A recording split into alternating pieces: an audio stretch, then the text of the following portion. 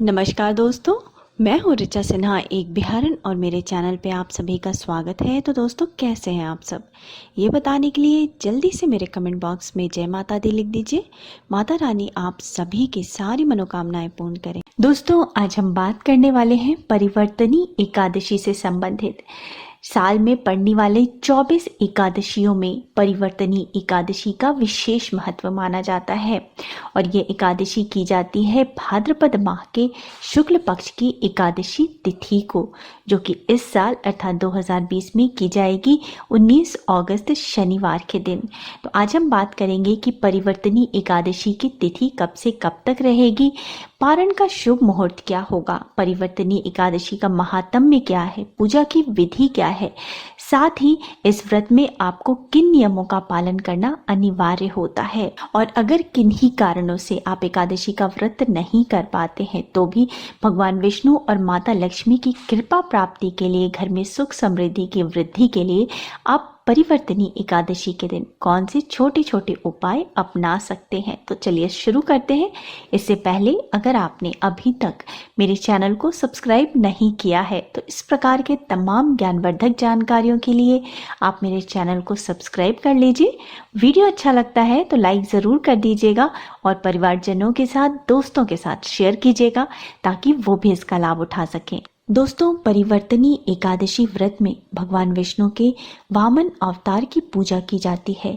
चतुर्मास में भगवान विष्णु पाताल लोक में विश्राम करने चले जाते हैं और इन 4 महीनों में भगवान विष्णु वामन अवतार के रूप में ही रहते हैं।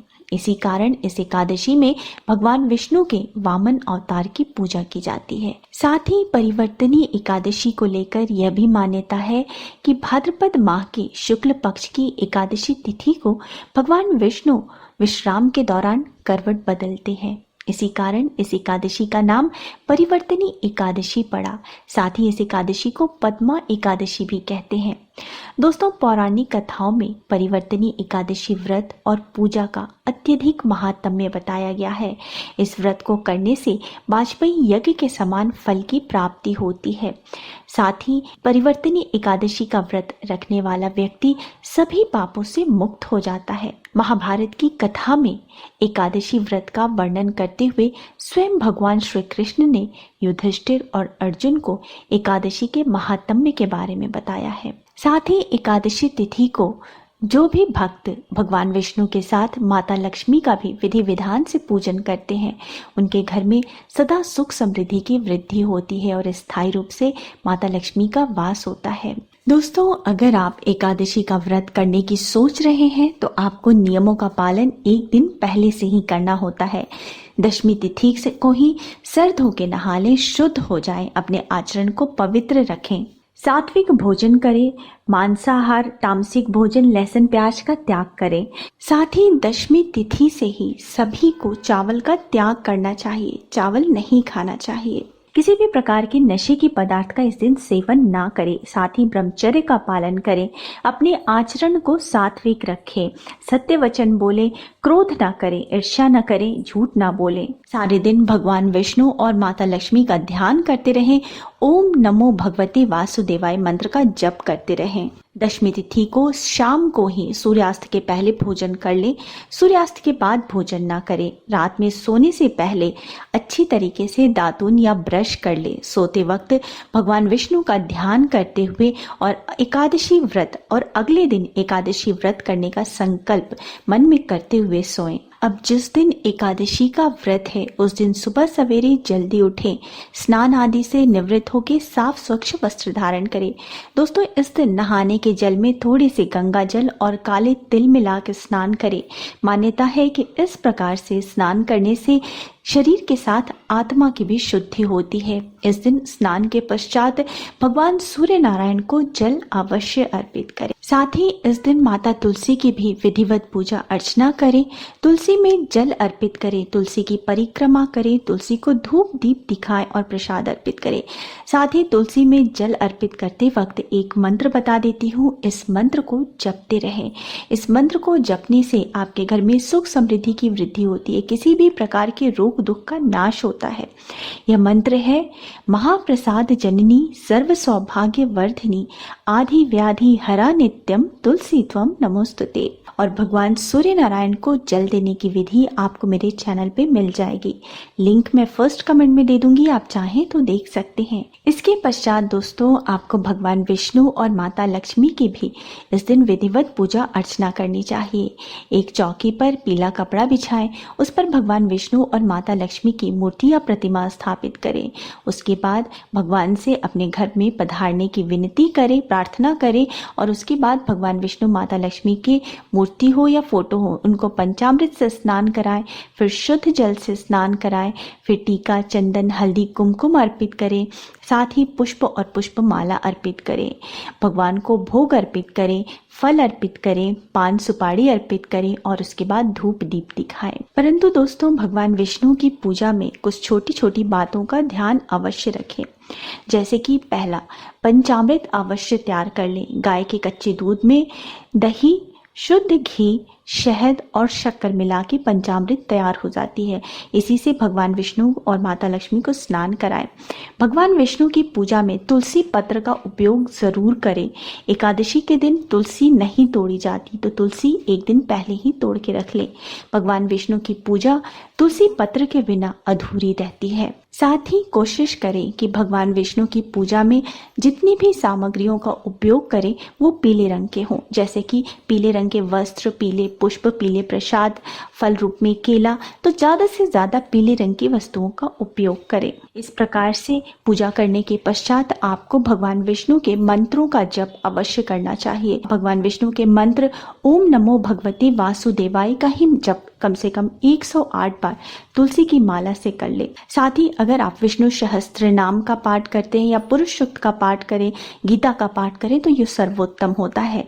इस दिन माता लक्ष्मी की कृपा प्राप्ति के लिए आपको श्री सूक्त का पाठ जरूर करना चाहिए। श्री सूक्त माता लक्ष्मी का प्रिय सूक्त है। जिस भी घर में श्री सूक्त का नित्य पाठ होता है उस स्थान को माँ लक्ष्मी कभी नहीं छोड़ के जाती। पूजा अर्चना के पश्चात आरती करें और इस प्रकार से पूजा करने के पश्चात आपको सारे दिन जो है फलाहार करना है। आप भगवान विष्णु का नाम लेते रहें, अपने आचरण को पवित्र रखें। शाम के समय आपको पुनः भगवान विष्णु की आरती करनी है, उन्हें भोग अर्पित करना है। एकादशी में दोस्तों रात्रि जागरण का भी बहुत ही महत्व बताया गया है, तो हो सके तो रात्रि जागरण करें, भजन कीर्तन करते रहें, भगवान का नाम लेते रहें, मंत्रों का जप करते रहें।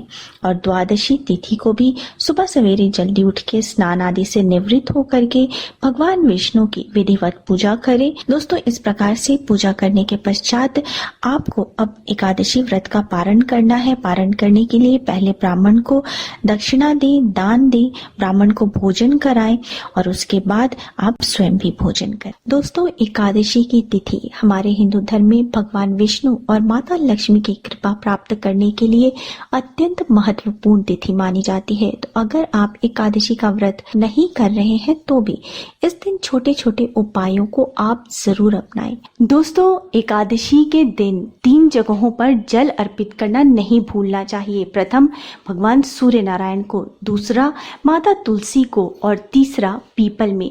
मान्यता है कि भगवान सूर्य नारायण जो है भगवान विष्णु के ही रूप हैं, इसीलिए उन्हें सूर्य नारायण कहते हैं। और सूर्य नारायण ही अकेले एक ऐसे देवता है जिनका हम साक्षात रूप में दर्शन करते हैं। तो इस दिन भगवान सूर्य को जल देना अत्यंत ही लाभकारी होता है।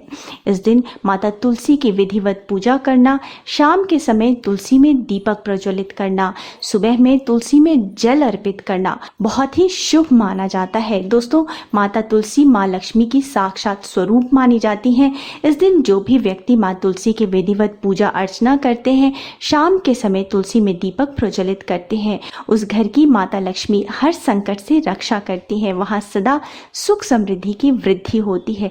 साथ ही पीपल पे दोस्तों साक्षात भगवान विष्णु का वास माना जाता है। तो एकादशी के दिन सुबह में आप पीपल में काले तिल मिला हुआ जल अर्पित करें, पीपल की 11 बार परिक्रमा करें। परिक्रमा करते हुए भगवान विष्णु के मंत्र ओम नमो भगवते वासुदेवाय का जप करते रहें। साथ ही शाम को आप पीपल के जड़ में एक शुद्ध घी का दीपक प्रज्वलित करें और वहां भगवान विष्णु की प्रार्थना करें। इस प्रकार से करने से भगवान विष्णु प्रसन्न होते हैं और भगवान की कृपा सदा बनी रहती है।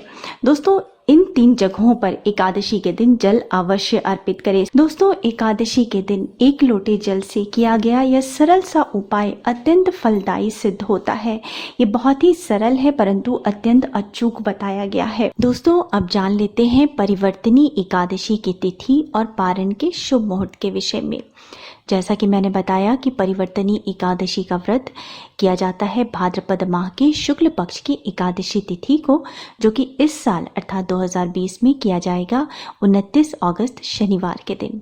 वहीं दोस्तों, एकादशी तिथि प्रारंभ हो जाएगी 28 अगस्त को सुबह के 8:38 से और ये रहेगी 29 अगस्त के सुबह के 8:17 पर।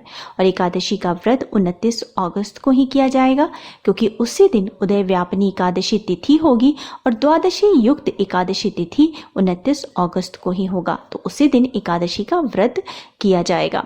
वहीं दोस्तों, एकादशी का पारण होगा 30 अगस्त को रविवार के दिन और पारण का मुहूर्त होगा सुबह के 5:59 से सुबह के 8:21 तक। इस बीच में आप अपना पारण संपन्न कर सकते हैं। दोस्तों, उम्मीद है आपको मेरा आज का वीडियो पसंद आया होगा और आपको परिवर्तनी एकादशी से संबंधित संपूर्ण जानकारी मिली होगी। अगर मेरा वीडियो अच्छा लगा है तो वीडियो को लाइक ज़रूर करिएगा, परिवारजनों के साथ, दोस्तों के साथ शेयर कर दीजिएगा ताकि वो भी इसका लाभ उठा सके और मेरे चैनल को सब्सक्राइब करना मत भूलिएगा। अब मिलते हैं अगले वीडियो में, तब तक स्वस्थ रहिए, सुरक्षित रहिए और अपना बहुत बहुत ध्यान रखिए। जय माता दी।